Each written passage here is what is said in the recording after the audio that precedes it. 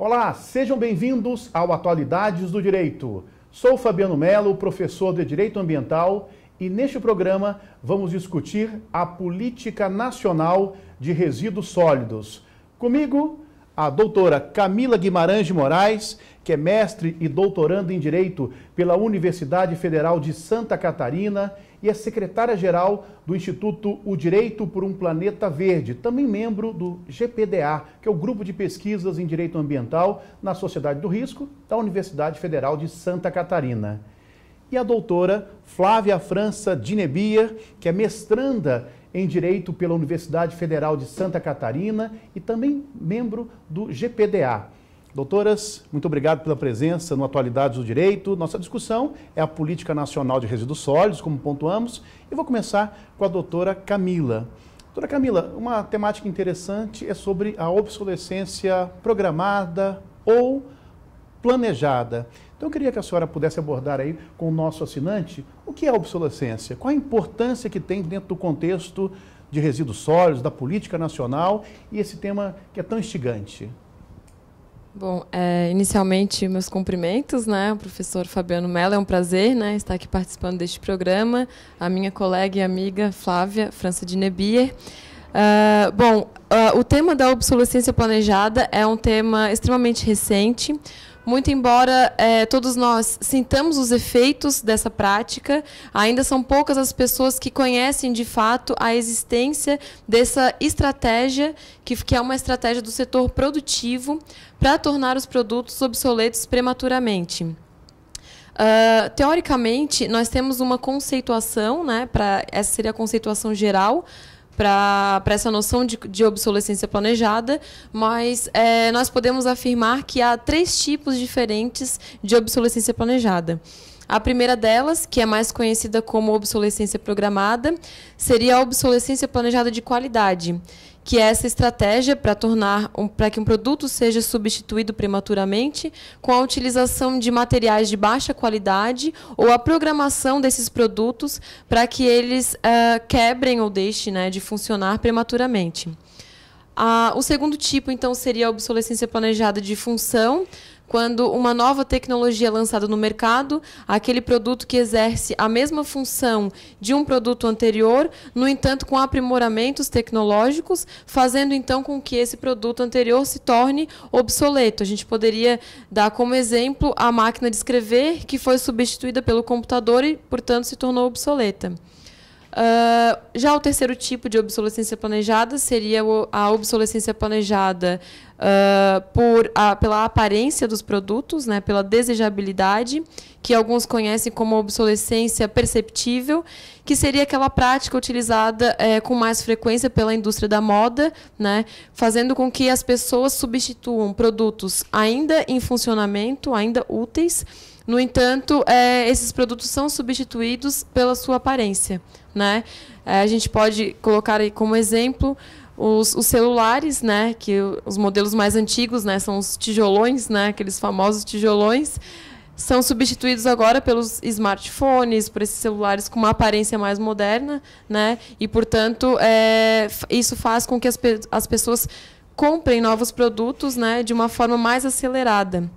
Então, nós podemos afirmar que essa prática ela não ocorreu por acaso, né? Ela foi uma estratégia desenvolvida para a manutenção de um sistema, de um modelo econômico, que é um modelo econômico hegemônico, baseado na ideia de crescimento infinito, né? Então, para a manutenção desse sistema econômico, o setor produtivo teve que desenvolver algumas estratégias, dentre eles a criação de shopping centers, a concessão de crédito para compra, a ligação da ideia de felicidade à noção de consumo, né? Então, nós estamos dentro de uma sociedade de consumo que possui estratégias para a manutenção desse sistema produtivo. No entanto, essa prática ela acarreta consequências ambientais, mas também sociais e econômicas. E dentre as consequências ambientais, a gente poderia trazer a questão da superprodução de resíduos sólidos. E aí que entra, né, essa importância da temática para a Política Nacional de Resíduos Sólidos, uma vez que se trata de um tema extremamente relevante, né? A gente está vivendo uma verdadeira crise de resíduos sólidos, nós não sabemos mais o que fazer com tanto lixo, né? Que é produzido numa quantidade cada vez maior e numa qualidade também cada vez mais perigosa. Na verdade, também demanda de matéria-prima e, por consequência, também a geração, né, de resíduos sólidos. Agora, Camila, o tema é interessante, o tema é instigante, né, e muito pouco abordado. A gente não faz uma reflexão nesse processo de consumo, né? A senhora colocou muito bem também a questão da felicidade ligada ao consumo, por evidente, né, cada vez mais a obsolescência acaba sendo aí um instrumento para tal, né, para o setor econômico. Mas como vencer esses desafios, né? Algumas alternativas para repensar essa discussão da obsolescência, ou de regulamentação, ou de regulação. Quais são as suas alternativas? Bom, esse de fato é um assunto muito complexo e a gente não encontra soluções fáceis e simples para solucionar né, a solução deste problema. É um problema intrincado, né? Faz parte da nossa sociedade, do modelo econômico, do modelo de desenvolvimento que nós optamos, né? Então, para superar esse problema, o fato é que nós precisamos de um novo paradigma, né? Um novo modelo de desenvolvimento, um novo modelo econômico, uma nova ideia de felicidade, né? Talvez uma desmaterialização do suprimento das nossas necessidades, né? De consumo. Mas, no entanto, para que a gente possa atingir, né, alcançar esse novo paradigma, ou inaugurar esse novo paradigma, é possível, sim, a gente utilizar alguns instrumentos, né, alguns instrumentos econômicos e também alguns instrumentos jurídicos. Sem dúvida nenhuma, a Política Nacional de Resíduos Sólidos, embora seja uma lei que aborde a questão dos resíduos sólidos, ela trata do ciclo de vida dos produtos, né, completo, desde da idealização desses produtos até o seu descarte final. Então, a gente pode, sim, utilizar essa política nacional, como, por exemplo, a responsabilidade compartilhada, né, como um instrumento dessa lei para tentar mitigar essa prática e, sem dúvida nenhuma, o Código de Defesa do Consumidor, uma vez que essa é uma prática abusiva, né, e infringe, né, vários direitos dos consumidores, como o direito à informação. O consumidor ele adquire um produto que se diz durável, no entanto, ele tem uma durabilidade muito menor do que se espera, né, quando se adquire esse produto. Então, a gente tem aí alguns instrumentos que podem, sim, ser utilizados. Ok, doutora. Bom, perguntar à doutora Flávia também, eu vou aproveitar a mesma discussão. Doutora Flávia, a doutora Camila fez menção aí à obsolescência, nós temos hoje aí a geração sistemática, né, de produtos decorrente desse processo, de embalagens plásticas. E aí, dentro desse contexto da responsabilidade compartilhada, da logística reversa, eu queria que você pudesse abordar um pouquinho dos aspectos preventivos e também da responsabilidade, se assim o desejar, no processo de geração, né, do ciclo de vida, por exemplo, das embalagens plásticas e outros produtos. Bom, primeiro eu gostaria de agradecer, né, por estar aqui participando com vocês, cumprimentar o Fabiano Melo e a Camila Guimarães de Moraes, que também, além de colega do grupo, nos conhecemos já faz tempo, somos amigas, então é um grande prazer poder estar aqui junto contigo. E, bom, é visível o quanto os padrões de produção e consumo atuais são insustentáveis. Os recursos naturais eles estão sendo transformados em produtos que vão ser rapidamente transformados em resíduos. O tempo de durabilidade deles é muito pouco, muito pequeno. Então, a gente vê que, muitas vezes, é necessário a extração de metais, de petróleo e de diversos outros recursos naturais para poder gerar produtos que, após uma ou poucas vezes, já vai ser descartado. Então, isso, na verdade, é muito relacionado a uma crise de percepção que existe na sociedade atual. Quem trata bem disso é o Capra, que a gente já leu alguns livros dele. E porque as pessoas elas não estão percebendo que essa questão, que os recursos eles são transformados em bens descartáveis. E isso é visível com as embalagens. que a gente, após poucos usos, já não existe mais nada o que fazer. E, bom, alguns problemas da nossa sociedade, eles têm que ser tratados de maneira preventiva. Não, na questão dos resíduos, não existe como realmente modificar a realidade insustentável que existe se for apenas lidando com o gerenciamento de resíduos. Até é uma questão que a Política Nacional de Resíduos Sólidos ela diferencia muito bem, é a questão da gestão e do gerenciamento. A gestão ela envolveria todo o ciclo de vida de um produto, e já o gerenciamento apenas seria lidar com o resíduo que já foi gerado. Então, a gente percebe, e isso também é tratado pela Política Nacional, o foco na redução, na não geração de resíduos, porque é a única forma da gente lidar com esse problema.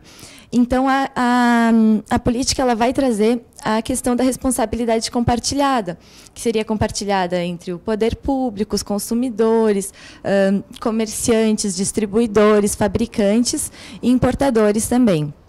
E, ao analisar essa questão, maneiras de implementar medidas preventivas, a gente vê que o foco principal deve ser no produtor, porque às vezes, depois de gerado o produto, os consumidores eles muitas vezes não vão ter muitas opções, ou apenas os resíduos vão ter que ser gerenciados depois. Então, é necessário a imposição de medidas para esses produtores, e isso é muito bem trazido pela lei. A lei ela vai colocar como sua diretriz principal a hierarquia de gestão de resíduos. E, então, em primeiro lugar, para a lei, isso é visto ao longo dos artigos, assim, ao longo de toda a lei, que o foco principal deve ser a não geração, depois a redução, reutilização, reciclagem, tratamento e disposição final. Porque quanto mais a gente se afastar dessa prioridade de não geração, maiores vão ser os impactos ambientais gerados. A única forma de realmente não causar impactos ambientais é não gerando esses resíduos. E bom, uma maneira assim é a responsabilização então do produtor. E esse produtor ele vai ter responsabilidade por todo o ciclo de vida dos produtos, desde antes da sua geração até o descarte final. Isso é inserido na questão das embalagens também, existem artigos específicos sobre isso na lei. E, bom... Acho que é isso, doutora. Bom, eu quero fazer uma pergunta também. Você fez a menção à diretriz. Isso. Você poderia falar um pouquinho dessa... na verdade, é uma ordem, né? Circular, sim. Assim, desde a não geração até a disposição final, explicar para o nosso assinante o que seria a disposição final, no caso, o rejeito, né? Sim, sim. Bom, as maneiras que a gente estuda que seriam as melhores para realmente fazer uma gestão preventiva, que essa gestão preventiva ela vai ser, então, durante todo o ciclo de vida de um produto. Vai ser fabricar produtos que sejam menos impactantes, fabricar produtos que possam ser reutilizados ou reciclados. E isso é muito baseado no princípio da ecoeficiência, que é um novo princípio trazido pela lei. Podemos explorar esse princípio depois, no próximo bloco também. Sim. Para aprofundar um pouquinho esse princípio, porque ele é bem interessante. Sim, sim, com certeza.